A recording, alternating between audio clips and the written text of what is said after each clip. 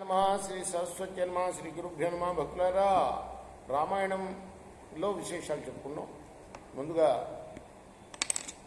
వాల్మీకి మహర్షిని, రామాయణం రాసిన వాల్మీకి మహర్షిని ప్రార్థన చేసుకున్నాం. కూజంతం రామ రామేతి మధుర మధురాక్షరం ఆరోగ్య కవితా శాఖం వందే వాల్మీకి కోకిలం. విశ్వామిత్రుడు ఇంకా చెప్తున్నాడు. విశ్వామిత్రుడు యొక్క పాత్ర రాముడు వివాహం దాకా ఉంటుంది. ఆ తర్వాత ఎక్కడ కనపడదు రామాయణం. ఆ సముద్రం నుండి ఉచ్చైశ్రవం అనే ఉత్తమ అశ్వం వచ్చిన తర్వాత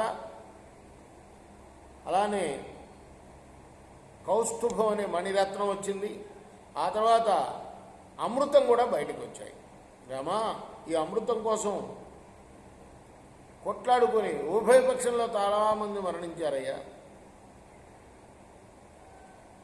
దేవతలు రాక్షసులను చంపారు ఈ విషయంలో. అప్పుడు అసురులు రాక్షసులతో కూడి ఒకే పక్షం వహించారు. రామా, అప్పుడు ఇరు పక్షాల నడుమ ముల్లోకాలని కూడా వణికిస్తూ మహాయుద్ధం జరిగింది.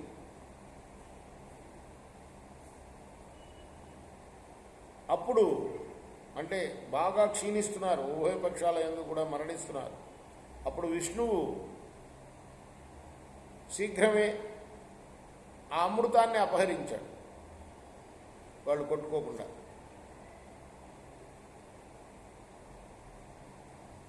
మరి ఆయన తీసుకున్నప్పుడు ఆయనకు ఎదురు తిరిగిన వాళ్ళందరినీ కూడా ఆయన చంపేశాడు.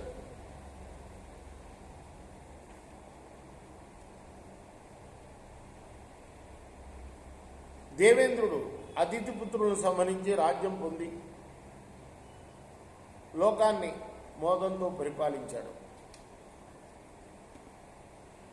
తమ కుమారులు ఇలా వధింపబడగా తిథి తన భర్తయు మరీచి పుత్రుడైన కాశ్యపుడితో ఎంతో దుఃఖంతో ఇలా పలికింది. ఓ స్వామి, మహాబలం కల నీ తనయుల చేత నా పుత్రులందరూ కూడా చంపబడ్డారు. చిరకాలం తపస్సు చేసి దానివల్ల ఇంద్రుని చంపగల ఒక కుమారుడిని పొందగోరుతున్నాను అని ప్రార్థించింది ఆమె. రేపు మనం మరొక భాగంలో కొనసాగిద్దాం కథను. విష్ణుర్పణమస్తు. సాయి కృష్ణ.